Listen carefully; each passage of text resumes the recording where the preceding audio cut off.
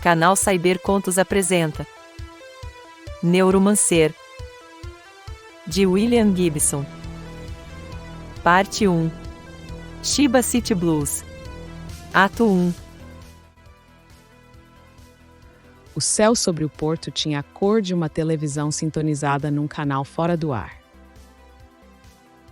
Casey ouviu alguém dizer ao abrir caminho na multidão aglomerada na porta do chat.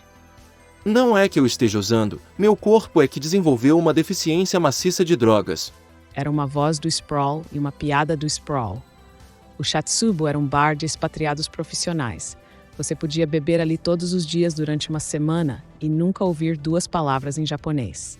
Quem estava cuidando do bar era o Rats, que enchia uma bandeja de copos com cerveja Kirin Draft, com uma prótese de braço que se movia aos trancos. Ele viu Casey e deu um sorriso. Seus dentes eram uma teia composta de aço do leste europeu e decomposição marrom. Casey achou um lugar no bar, entre o bronzeado improvável de uma das putas do Lone Zone e o uniforme naval perfeitamente engomado de um africano, alto com as faces vincadas com fileiras precisas de cicatrizes tribais.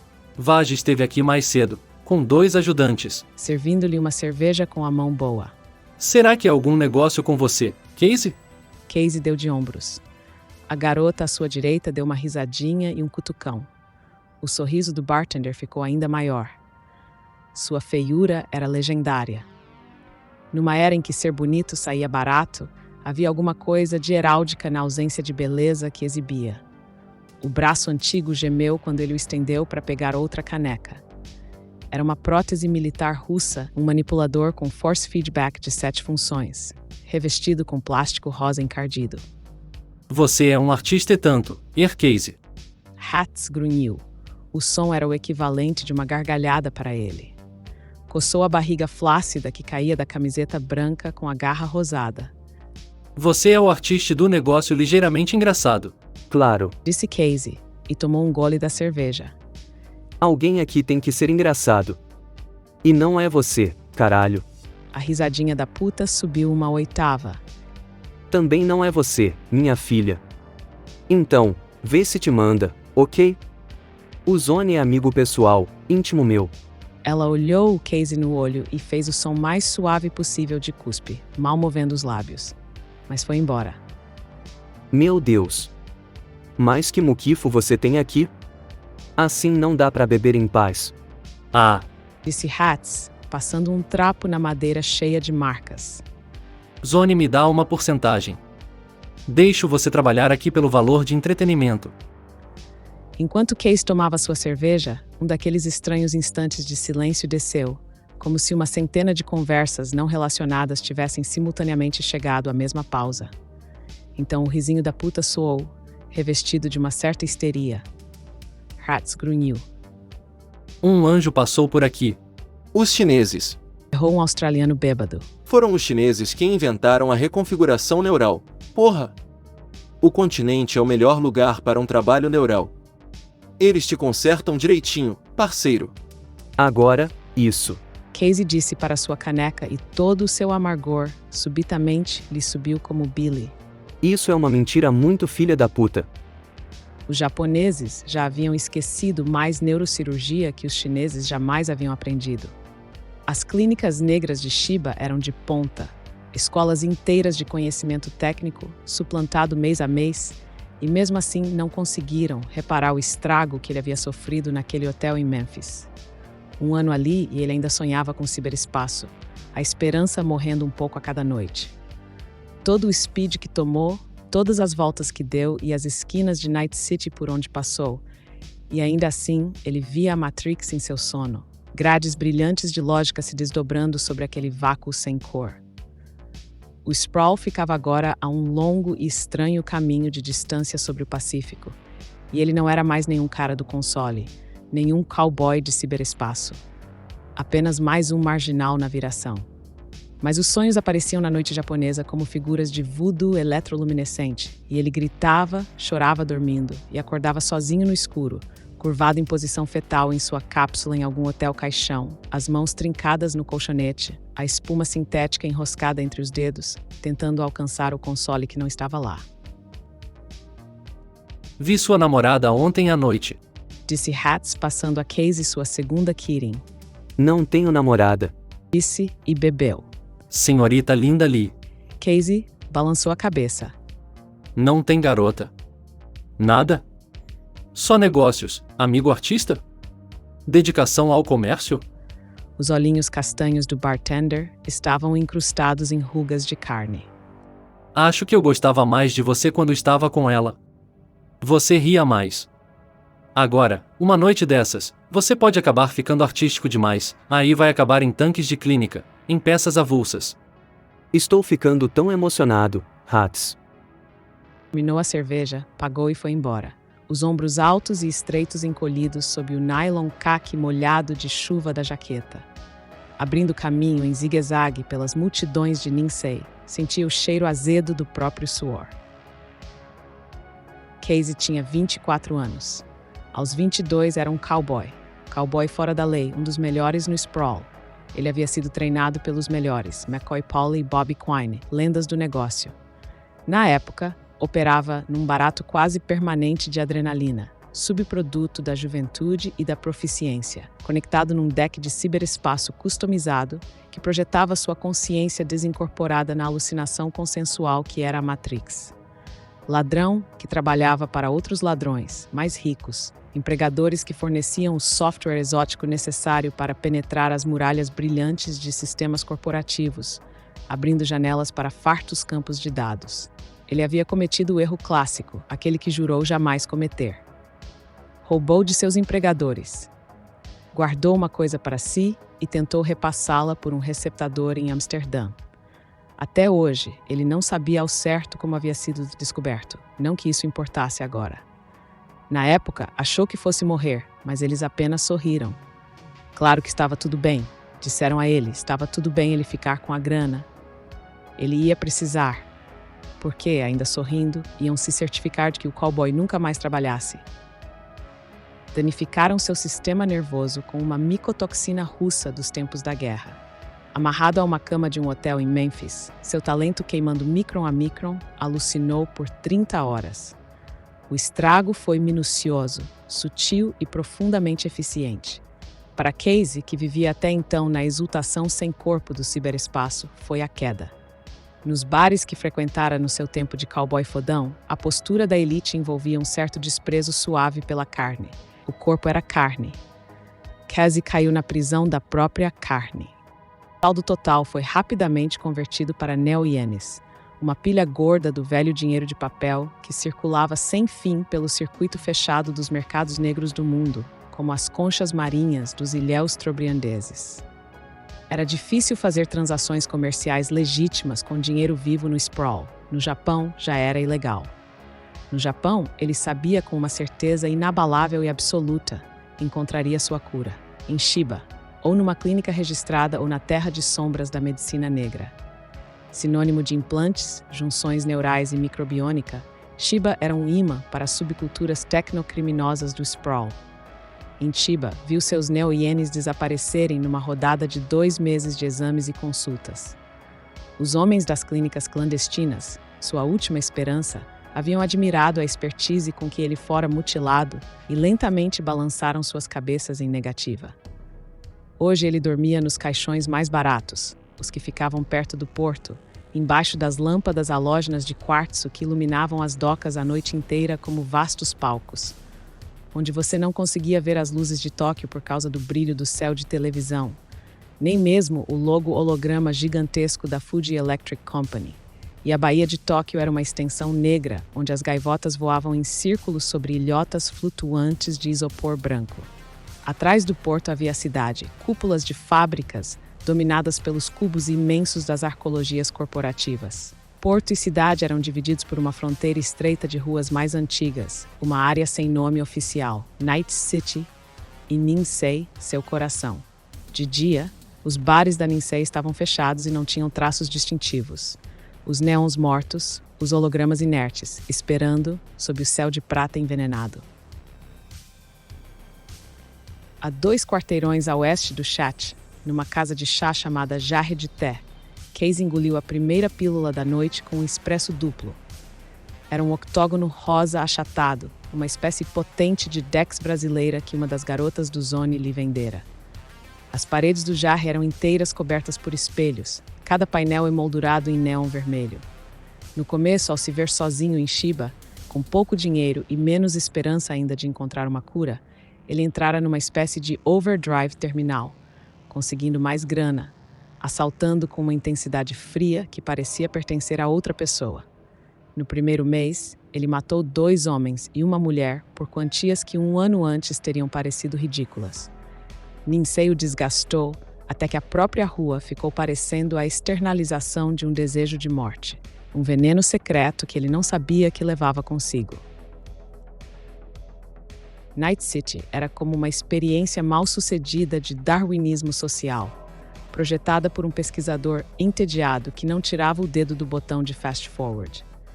Pare de assaltar e você afunda sem deixar rastro, mas mova-se um pouco rápido demais e você quebra a frágil tensão de superfície do mercado negro. De qualquer uma das duas maneiras, você já era, e não sobra nada seu, a não ser uma vaga lembrança na mente de uma figura tipo Rats, embora o coração, os pulmões ou os rins possam sobreviver a serviço de algum estranho que tenha neo-ienes para pagar os tanques das clínicas. O negócio ali era um constante zumbido subliminar, e a morte o castigo aceito por preguiça, descuido, falta de sutileza, a incapacidade de atender às exigências de um intrincado protocolo. Sozinho numa mesa do jarre de té, com o octógono começando a bater, alfinetadas de suor brotando nas palmas das suas mãos, subitamente consciente de cada pelo arrepiado nos braços e no peito, Casey sabia que em algum momento havia começado a jogar um jogo consigo mesmo, um jogo muito antigo que não tinha nome, uma espécie de paciência final. Ele não usava mais armas, não tomava mais as precauções básicas. Fazia os negócios mais rápidos e arriscados da rua e tinha a reputação de ser capaz de conseguir o que você quisesse. Uma parte dele sabia que o arco de sua autodestruição estava ululantemente óbvio para seus clientes, que iam rareando, mas essa mesma parte se comprazia no conhecimento de que era apenas uma questão de tempo. E essa era a sua parte, que encarava a expectativa da morte com desprezo, que mais odiava pensar em Linda Lee.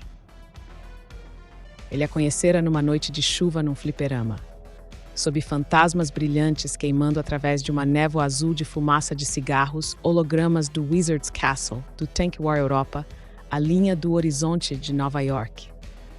E agora ele se lembrava dela assim, seu rosto banhado na incansável luz dos lasers, as feições reduzidas a um código, suas bochechas banhadas em um fogo escarlate, ao mesmo tempo que o castelo do mago queimava, a testa encharcada de azul quando Munique caiu na guerra de tanques, boca tocada com ouro quente, enquanto um cursor deslizante tirava fagulhas da parede do desfiladeiro de um arranha-céu. Ele estava com uma tremenda parada naquela noite, levando um tijolo de cetamina de Wade para Yokohama e o dinheiro já no bolso. Saíra na chuva quente que batia no asfalto de Ninsei e soltava vapor, e de algum modo ela se destacara para ele, seu rosto entre as dezenas que estavam de cara para os consoles, perdidos no game que jogavam. A expressão no rosto dela, naquele momento, era a mesma que ele vira, horas mais tarde, em seu rosto adormecido num caixão na região do Porto, o lábio superior igual àquela linha que as crianças desenham para representar um pássaro em movimento. Atravessando o fliperama para ficar do lado dela, viajando no barato do acordo que havia feito, ele a viu levantar a cabeça. Olhos cinzentos circundados por borrões de tinta preta. Olhos de um animal hipnotizado pelos faróis de um veículo se aproximando. A noite que passaram juntos prosseguiu pela manhã, com passagens no Hoverporto e a primeira viagem que Casey fez pela Bahia. A chuva continuava, caindo ao longo de Harajuku, criando pérolas na jaqueta de plástico dela. As crianças de Tóquio marchando pelas famosas boutiques, usando chinelinhos brancos e capas de enrolar, até ela ficar com ele no barulho de um salão de pachinko à meia-noite e pegar na mão dele como se fosse uma criança. Levou um mês para que a gestalt de drogas e tensão pela qual ele se movia transformasse aqueles olhos perpetuamente assustados em poços de necessidade reflexiva.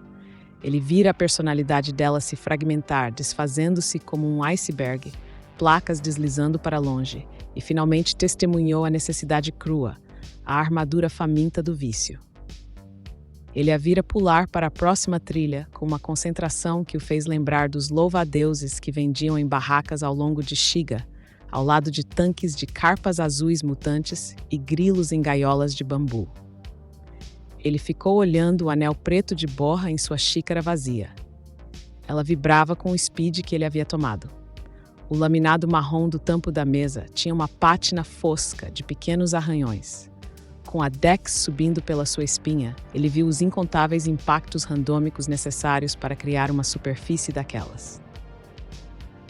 A decoração do jarre era de um estilo datado e sem nome do século anterior, uma mistura difícil de tradição japonesa e plásticos brancos de Milão. Mas tudo parecia estar coberto por uma película sutil, como se crises nervosas de 1 milhão de clientes de algum modo tivessem atacado os espelhos e o plástico outrora brilhosos, deixando cada superfície enevoada com alguma coisa que nunca poderia ser apagada. Aí, Casey, meu camarada. Ele levantou a cabeça e seus olhos encontraram olhos cinzentos emoldurados com tinta preta. Ela vestia um macacão orbital francês e novos tênis brancos. Estava te procurando, cara. Ela se sentou à sua frente e colocou os cotovelos na mesa. As mangas do zip suit azul haviam sido arrancadas nos ombros. Ele automaticamente verificou os braços dela em busca de sinais de dermas ou de agulhas. Quer cigarro? Ela tirou um maço amassado de Yehei-wan com filtro de um bolso no tornozelo e lhe ofereceu um. Ele aceitou e deixou que ela o acendesse com um tubo de plástico vermelho. Você tá dormindo bem, Casey? Tá com uma cara de cansado. O sotaque dela indicava que vinha do sul do Sprawl, perto de Atlanta. A pele, abaixo dos olhos, era pálida e de aspecto doentio, mas a carne ainda era firme e macia. Ela tinha 20 anos. Novas linhas de dor estavam começando a ficar permanentemente marcadas nos cantos de sua boca. Seus cabelos pretos estavam puxados para trás, presos por uma faixa de seda impressa. A padronagem podia representar microcircuitos ou um mapa da cidade. Não se eu lembrar de tomar minhas pílulas. Ele disse, quando uma onda tangível de saudade o atingiu, desejo e solidão cavalgando na frequência de onda da anfetamina. Ele se lembrou do cheiro da pele dela na escuridão superaquecida de um caixão perto do porto, os dedos entrelaçados na nuca. Toda a carne, ele pensou, e tudo o que ela quer. Vage. Disse ela, estreitando os olhos. Ele quer te ver com um buraco na cara. Ela acendeu seu próprio cigarro. Quem disse isso? Hats. Você falou com o Hats? Não. Mona. O novo gato dela é um dos garotos do Vage. Eu não devo o suficiente a ele para isso. E se ele me apagar, vai ficar sem a grana. Deu de ombros. Tem gente demais devendo pra ele agora, Casey. Talvez ele faça de você o exemplo. É sério, melhor se cuidar. Claro. E você, linda? Tem onde dormir? Dormir. Ela balançou a cabeça. Claro, Casey. Ela estremeceu, se curvando sobre o tampo da mesa. O seu rosto tinha uma película de suor. Aqui. Ele disse e meteu a mão no bolso da jaqueta, retirando uma nota amassada de 50. Ele a alisou automaticamente, debaixo da mesa, dobrou em 4 e passou para ela. Você precisa disso, meu amor. É melhor dar para o Vage. Agora havia uma coisa nos olhos cinzentos dela que ele não conseguia ler. Uma coisa que nunca vira ali antes. Estou devendo muito mais do que isso pro Vage. Pega. Eu tenho mais para chegar. Mentiu, enquanto via seu Neo Iene desaparecer num bolso com zíper. Arruma teu dinheiro, Casey, e acha o Vage rapidinho. A gente se vê por aí, linda. Ele disse, levantando-se. Claro. Te cuida, cara. 1 milímetro de branco aparecia embaixo de cada uma das pupilas. Sampaku. Ele concordou, doido para sair dali. Olhou para trás quando a porta de plástico se fechou atrás dele. e viu os olhos dela refletidos numa gaiola de neon vermelho. Julie. Hora de ver o velho Julie. Ele sabe. Julius Dean tinha 135 anos de idade. Seu metabolismo era constantemente alterado por uma fortuna semanal em soros e hormônios. Sua primeira linha de defesa contra o envelhecimento era uma peregrinação anual a Tóquio, onde cirurgiões genéticos resetavam o código de seu DNA, um procedimento que não era disponível em Shiba. Então voava para Hong Kong e comprava os ternos e camisas da moda naquele ano. Assexuado e de uma paciência inumana, parecia extrair sua satisfação básica numa dedicação a formas esotéricas de adoração a alfaiates. Casey nunca o vira vestir o mesmo terno 2 vezes, embora seu vestuário parecesse consistir inteiramente de reconstruções meticulosas de roupas do século anterior. Ele afetava o uso de óculos, com armação de ouro delicada como teia de aranha, e lentes feitas a partir de placas finas de quartzo sintético cor-de-rosa e bisotadas como os espelhos de uma casa de bonecas vitoriana. Seus escritórios ficavam num armazém atrás da Ninsei, parte dos quais pareciam decorados de modo esparso, anos antes, com uma coleção aleatória de mobiliário europeu, como se Dean tivesse pensado em usar o lugar como sua casa. Estantes de livros neo-aztecas juntavam pó, encostadas numa parede do aposento onde Casey ficou esperando. Um par de lâmpadas de mesa bulbosas tipo Disney se equilibravam desajeitadas sobre uma mesinha de café estilo Kandinsky em aço laqueado de escarlate. Um relógio Dali pendia na parede entre as estantes, seu rosto distorcido escorrendo até o chão de concreto nu. Seus ponteiros eram hologramas que se alteravam para combinar com as convoluções da face à medida que giravam, mas nunca diziam a hora certa. O aposento estava repleto de módulos de carga de fibra de vidro branca, empilhados que desprendiam o cheiro forte de gengibre em conserva. Você parece estar limpo, meu filho. Disse a voz desincorporada de Dinny. Entre, por favor. Travas magnéticas se abriram ao redor da porta maciça de imitação de pau rosa à esquerda das estantes. As palavras Julius Dean Import-Export estavam escritas em caixa alta no plástico com autoadesivos destacáveis. Se a mobília espalhada no foyer improvisado de Dean sugeria o fim do século passado, o escritório propriamente dito parecia pertencer ao seu começo. O rosto totalmente liso e rosado de Dean encarava Case, de dentro de uma poça de luz lançada por uma antiga luminária de bronze com um quebra-luz retangular de vidro verde escuro. O importador estava protegido atrás de uma imensa mesa de aço pintado, flanqueado a cada lado por arquivos altos, feitos de algum tipo de madeira clara. O tipo de coisa, supôs Casey, que um dia devia ter sido utilizado para armazenar registros escritos de alguma espécie.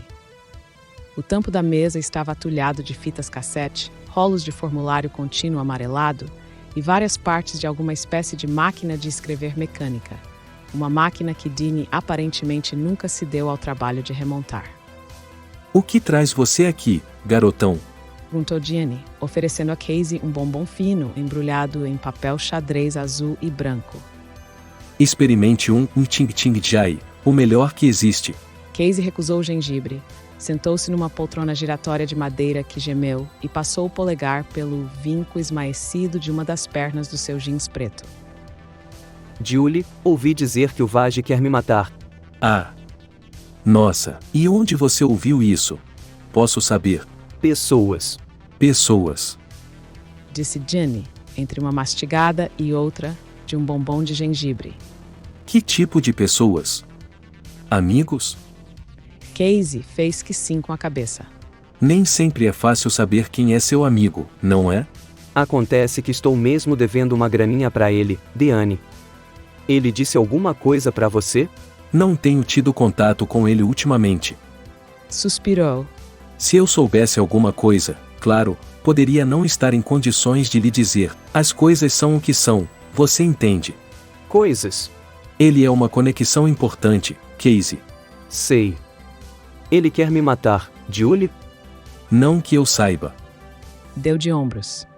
Eles podiam estar discutindo o preço do gengibre. Se for um boato infundado, meu filho, Volte em uma semana e lhe darei participação numa coisinha de Singapura. Uma coisinha que veio do Nanhai Hotel, na Bencoolen Street. Você fala demais, meu filho. Deu um sorriso feroz. A mesa de aço estava repleta com uma fortuna em equipamento de escuta. Até mais, Julie. Vou dar um oi pro Vage. Os dedos de Dean ajeitaram o nó perfeito de sua gravata de seda clara. Ele estava a menos de um quarteirão do escritório de Dean quando a coisa bateu. A súbita consciência celular de que alguém estava na sua cola. E muito perto. O cultivo de uma certa paranoia domada era uma coisa que Casey já encarava como natural. O truque estava em não deixar que ela fugisse ao controle. Mas podia ser um truque e tanto para quem estava bancado por uma pilha de octógonos. Ele lutou contra o surto de adrenalina e recompôs suas feições magras numa máscara de vazio entediado, fingindo deixar a multidão levá-lo. Quando viu uma vitrine escurecida, conseguiu fazer uma pausa em frente a ela. O lugar era uma boutique cirúrgica, fechada para reforma.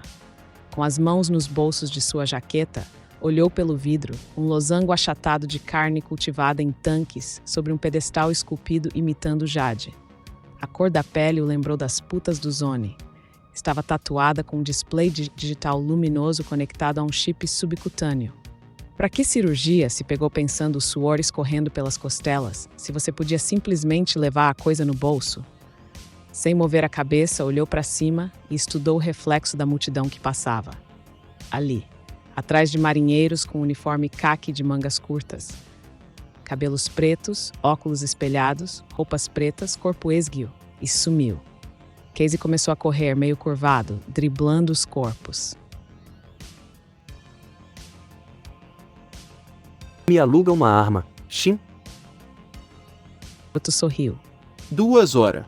Eles estavam atrás de uma barraca de sushi de Shiga, envoltos pelo cheiro de frutos do Mar Cruz. Você volta daqui 2 horas. Eu preciso de uma arma já, cara. Não tem nada agora não.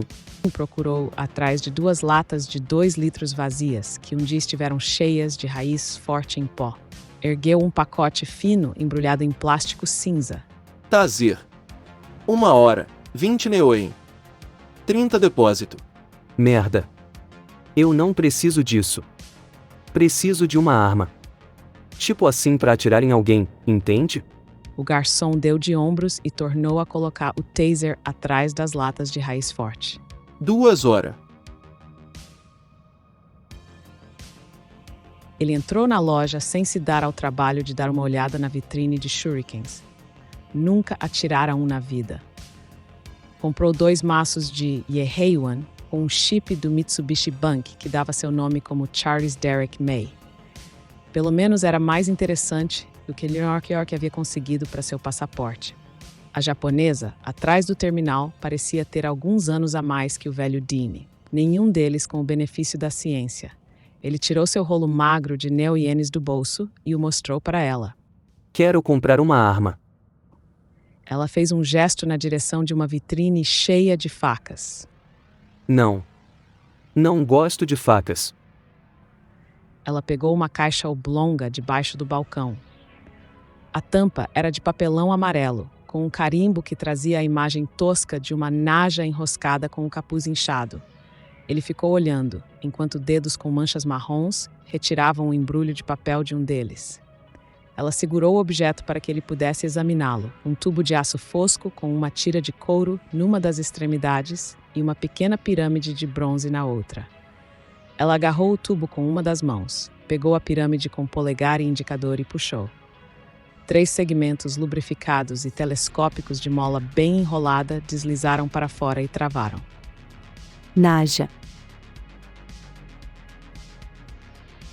Além do tremor de néon de Ninsei, o céu tinha aquele tom de cinza sinistro. O ar havia ficado pior, parecia ter dentes essa noite, e metade da multidão usava máscaras com filtro. Casey havia passado 10 minutos no banheiro, tentando descobrir um jeito conveniente de esconder sua naja. Acabou se contentando em enfiar o cabo na cintura do jeans, com o tubo encostando na barriga. A ponta piramidal de ataque ficava entre suas costelas e o vinco de sua jaqueta.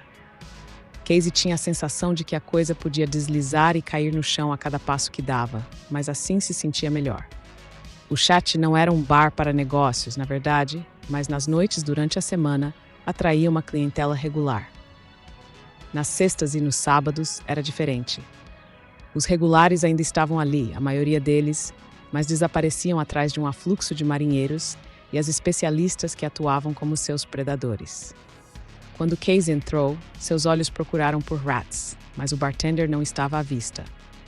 Lonnie Zone, o cafetão residente do bar, observava com um interesse paterno doentio, enquanto uma de suas garotas ia trabalhar com um jovem marinheiro. Zone era viciado em uma marca de hipnótico que os japoneses chamavam Cloud Dancers. Assim que chamou a atenção do cafetão, Casey fez um gesto para que ele fosse até o bar. Zone deslizou em câmera lenta por entre a multidão, seu rosto comprido, flácido e pálido. Você viu Vage hoje, Lonnie? Zone olhou para ele com sua calma costumeira. Balançou a cabeça. Tem certeza, cara? Quem sabe no Namba. Talvez 2 horas atrás. Ele está com algum ajudante? Um deles magro, de cabelos pretos, talvez uma jaqueta preta? Não. Disse finalmente, a testa lisa vincando-se para indicar o esforço que lhe custava lembrar de tantos detalhes sem sentido. Caras grandes. Enxertados. Os olhos de Zone mostravam muito pouco branco e íris menos ainda. Sob as pálpebras caídas, as pupilas estavam dilatadas e enormes. Ele encarou o rosto de Casey por um longo tempo e então abaixou a cabeça. Viu o volume do chicote de aço. Naja. Ele disse e levantou uma sobrancelha. Tá a fim de foder com alguém? Tchau, Lonnie. Casey foi embora. Seu perseguidor havia voltado. Ele tinha certeza. Sentiu uma pontada de animação, octógonos e adrenalina se misturando com alguma outra coisa. Você está gostando, pensou. Você é maluco. Porque, de algum modo bizarro e muito aproximado, era como uma incursão na Matrix. Bastava ficar doidão o suficiente e se meter em problemas desesperadores, mas estranhamente arbitrários, e era possível ver a Ninsei como um campo de dados, a forma como a Matrix um dia o fizera se lembrar de proteínas ligadas para distinguir especialidades de células. Você podia se jogar numa deriva em alta velocidade e deslizar, totalmente focado, mas separado de tudo, e todos ao seu redor dançando a dança dos negócios, interagindo informações, dados encarnados nos labirintos do mercado negro. Vamos nessa, Casey disse para si mesmo. Atrai esses otários. A última coisa que eles iriam esperar. Estava a meio quarteirão do fliperama, onde havia conhecido Linda Lee. Saiu correndo pela Ninsei, espalhando um bando de marinheiros que passeavam por ali. Um deles gritou para ele em espanhol. Então, ele passou pela entrada, o som atingindo como uma onda batendo no quebra-mar, subsônicos pulsando na boca do estômago. Alguém conseguiu uma explosão de 10 megatons no Tank War Europa, uma rajada de ar simulada afogando o fliperama em som branco quando uma lúgubre bola de fogo holográfica formava um cogumelo bem alto. Ele cortou para a direita e subiu um lance de escadas de madeira barata sem pintura. Havia subido ali uma vez com Wade para discutir um negócio de gatilhos hormonais proscritos com um sujeito chamado Matsuga. Ele se lembrava do corredor, do carpete manchado, da fileira de portas idênticas que davam para minúsculos escritórios cubículos. Uma das portas estava aberta agora. Uma garota japonesa, vestindo uma camiseta preta sem mangas, de frente para um terminal branco, levantou a cabeça. Atrás dela, um cartaz de viagem da Grécia, azul Egeu misturado com ideogramas estilizados. Chame a segurança aqui, agora. Casey disse para ela. Então ele disparou o corredor abaixo e saiu da vista dela. As últimas 2 portas estavam fechadas e ele supôs trancadas. Virou e deu um coice com a sola de seu tênis de nylon na porta de aglomerado laqueada de azul na outra ponta. Ela estalou, material de construção barato caindo da moldura em lascas. Tudo escuro, a curva branca da caixa de um terminal. Então seguiu para a porta à sua direita, com as 2 mãos na maçaneta de plástico transparente, inclinando-se com toda a força. Alguma coisa estalou e ele entrou, Foi ali que ele e Wade haviam se reunido com Matsuga, mas a empresa de fachada que Matsuga havia operado já havia saído dali há muito tempo. Não havia terminal, não havia nada. Luz do beco atrás do flipper, filtrada por plástico sujo de fuligem. Ele reconheceu um rolo de fibras ópticas, enroladas como uma cobra, saindo de uma tomada na parede, uma pilha de embalagens de comida descartáveis e a nacela sem lâminas de um ventilador elétrico. A janela era uma placa única de plástico barato. Ele tirou a jaqueta, enrolou-a na mão direita e deu um soco. A janela rachou, mas foram necessários mais 2 socos para soltá-la da moldura. Sobre o caos em baixo volume dos games, um alarme começou a soar, acionado pela janela quebrada ou pela garota do começo do corredor. Casey se virou, tornou a vestir a jaqueta e abriu a naja em toda a sua extensão. Com a porta fechada, ele contava que seu perseguidor supusesse que havia pulado pela janela aberta a pontapés. A pirâmide de bronze da naja começou a se mover suavemente, o eixo de aço da mola amplificando sua pulsação. Não aconteceu nada. Só se ouvia o alarme tocando, o barulho dos games, seu coração batendo alucinado.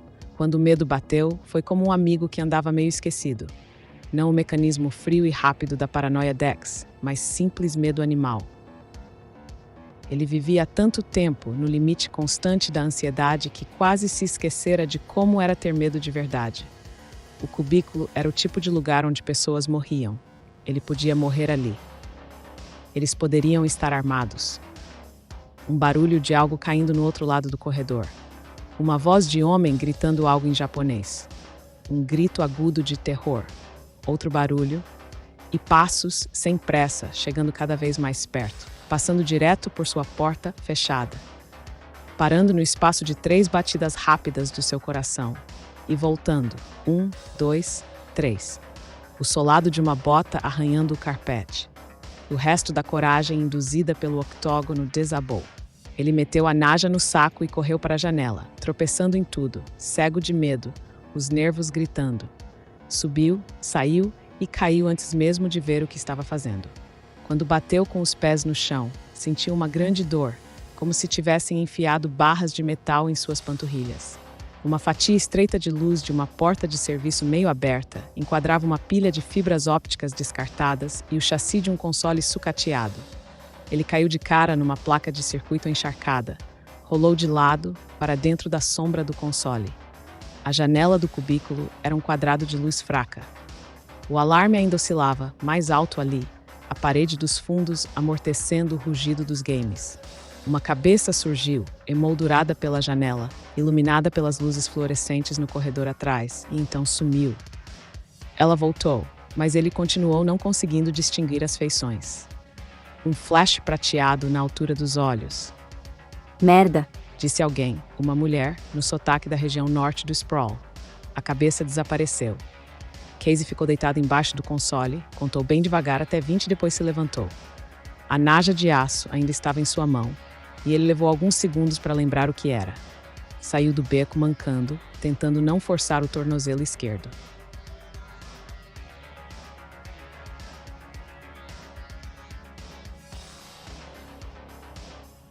A pistola de Shin era uma velha imitação vietnamita, tinha uns 50 anos, de uma cópia sul-americana de uma Walther PPK, dupla ação no primeiro disparo, com um coice muito forte. Estava modificada para disparar munição de rifle de cano longo calibre 22, e Casey teria preferido balas explosivas de nitreto de chumbo às dundum chinesas simples que Shin havia lhe vendido. Mesmo assim, era uma arma e 9 pentes de munição. E quando saiu da barraca de sushi e começou a descer Shiga, enfiou-a no bolso da jaqueta. A coronha era de plástico vermelho vivo moldado em forma de dragão em alto relevo, uma coisa para sentir com os dedos no escuro. Depositou a naja num latão de lixo em Ninsei e engoliu outro octógono a seco. A pílula acendeu seus circuitos e ele desceu no fluxo da Shiga até a Ninsei, e depois para Baitsu. Deduziu que seu perseguidor tinha sumido, e isso era ótimo. Tinha ligações a fazer, transações para realizar, e isso não podia mais esperar. Descendo a Baitsu uma quadra, na direção do porto, ficava um prédio de escritórios de 10 andares, em tijolos amarelos horríveis. Suas janelas estavam apagadas agora, mas um brilho suave no telhado era visível se você levantasse o pescoço. Um sinal de neon apagado perto da entrada principal formava as palavras Cheap Hotel sob um aglomerado de hologramas. Se o lugar tinha outro nome, Casey desconhecia. Ele era sempre chamado de Cheap Hotel, hotel barato. A entrada ficava num beco transversal a Baitsu, onde o elevador aguardava aos pés de um poço transparente. O elevador, assim como o Cheap Hotel, era um pensamento a posteriori, amarrado ao prédio com bambu e epóxi. Casey subiu na gaiola de plástico e usou sua chave, um pedaço de fita magnética rígida sem marcas. Casey havia alugado um caixão ali, um aluguel por semana, desde que chegara a Shiba, mas nunca dormira no Cheap Hotel. Ele dormia em lugares mais baratos. O elevador tinha cheiro de perfume e cigarros. Os lados da gaiola estavam arranhados e com manchas de sangue. Quando passou pelo 5º andar, viu as luzes da Ninsei. Batucou os dedos na coronha quando a gaiola reduziu a velocidade com um sibilar gradual. Como sempre, o elevador parou com um tranco violento, mas ele já estava preparado. Saiu no pátio, que era uma mistura de saguão e gramado. No centro do carpete quadrado de grama plástica verde, um adolescente japonês estava sentado atrás de um console em forma de C, lendo um manual técnico. Os caixões brancos de fibra de vidro estavam empilhados em uma estrutura tipo andaimes industriais. 6 andares de caixões, 10 caixões de cada lado. Casey acenou com a cabeça na direção do garoto e foi mancando pela grama plástica até a escada mais próxima. O conjunto tinha um teto de laminado preto vagabundo que sacolejava com vento forte e vazava quando chovia, mas os caixões eram razoavelmente difíceis de abrir sem uma chave. A passarela de expansão vibrava com seu peso, enquanto ele seguia ao longo do 3º andar até o número 92. Os caixões tinham 3 metros de comprimento, as escotilhas ovais 1 metro de largura e pouco menos de 1,5 metro de altura. Enfiou a chave num slot e aguardou a verificação do computador da casa. Travas magnéticas se abriram com um som reconfortante e a escotilha subiu verticalmente com um ranger de molas. Luzes fluorescentes acenderam piscando quando ele se arrastou para dentro, fechando a escotilha e acionando o painel que ativava a trava manual. Não havia nada no número 92 a não ser um computador de bolso Hitachi padrão e um pequeno isopor branco. O isopor continha os restos de 3 placas de 10 quilos de gelo seco, cuidadosamente envoltas em papel para retardar a evaporação, e um frasco de laboratório de alumínio. Agachado sobre o colchonete de espuma sintética marrom que servia tanto de chão quanto de cama, Casey tirou a 22 de Shin do bolso e colocou-a em cima do isopor. Depois tirou a jaqueta. O terminal do caixão era moldado dentro de uma parede côncava, em frente a um painel que listava as regras da casa em 7 idiomas.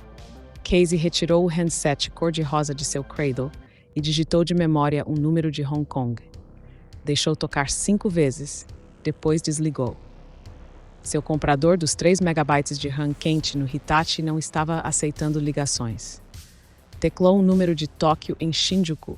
Uma mulher respondeu em japonês. Homem-cobra tá aí? É ótimo te ouvir. O homem-cobra falando de uma extensão. Estava esperando você ligar. Estou com a música que você queria. Olhando de relance para o isopor. Fico muito feliz em saber. Estamos com um probleminha de fluxo de caixa. Você segura a onda? E, cara, eu preciso muito dessa grana.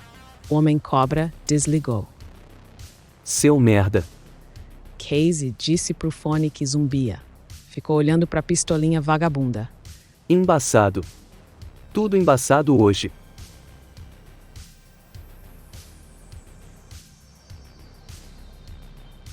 Casey entrou no chat 1 hora antes do amanhecer, as mãos nos bolsos da jaqueta.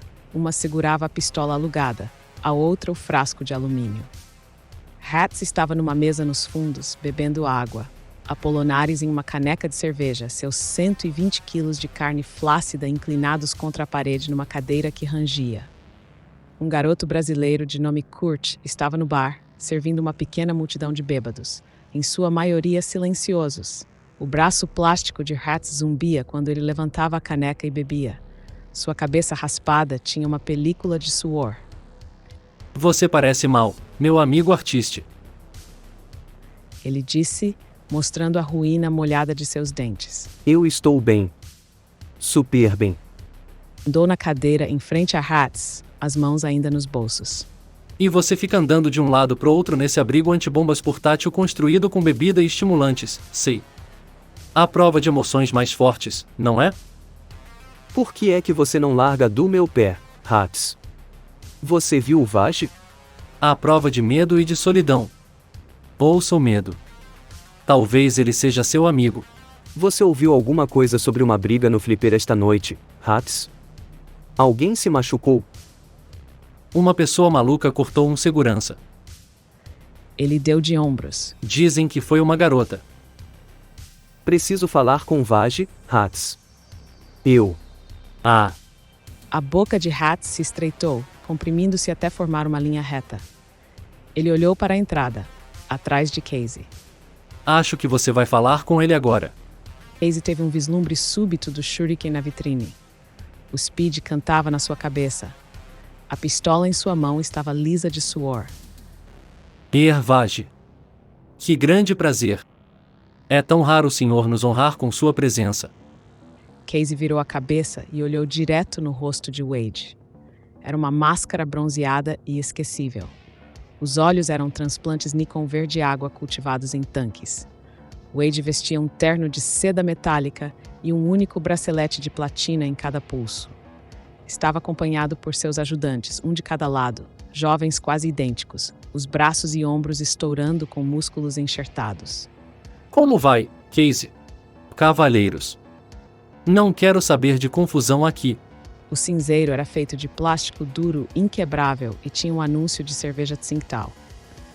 Hats o esmagou sem esforço, derramando uma cascata de bitucas e lascas de plástico verde no tampo da mesa. Entenderam? Coração? Quer testar esse negócio aí em mim? Curte, nem se dê ao trabalho de mirar nas pernas. Disse Hats, em tom de bate-papo.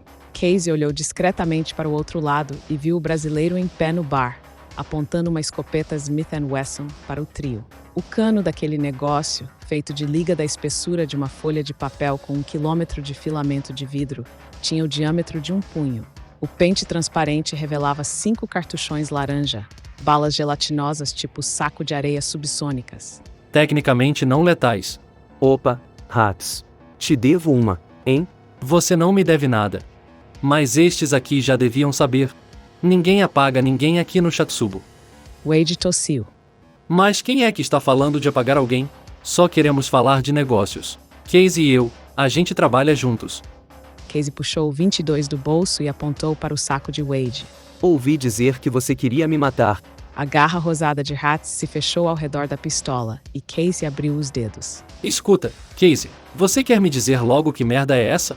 Tá maluco? Que merda de papo é esse que estou querendo te matar? Wade se voltou para o rapaz à sua esquerda. Vocês dois, voltem pro Namba e esperem por mim. Casey ficou olhando os ajudantes atravessarem o bar, que agora estava inteiramente deserto, a não ser por Kurt e um marinheiro bêbado de uniforme caqui, todo enroscado no pé de uma banqueta. O cano da Smith & Wesson rastreou os dois até a porta e depois voltou para cobrir Wade. O pente da pistola de Casey caiu sobre a mesa.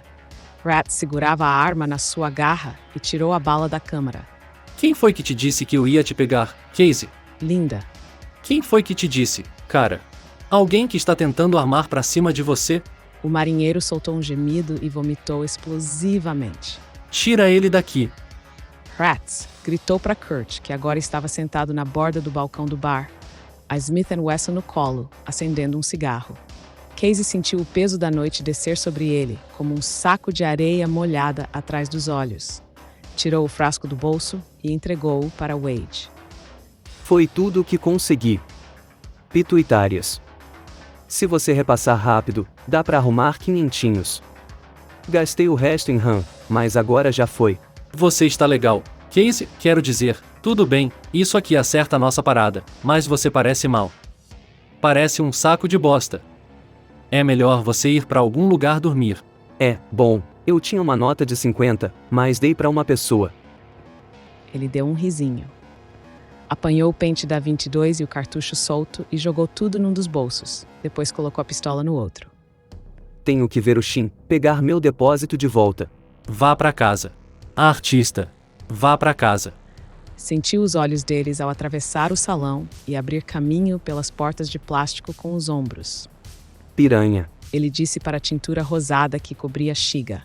Descendo a Ninsei, os hologramas começavam a desaparecer como fantasmas, e a maioria dos néons já estava fria e morta.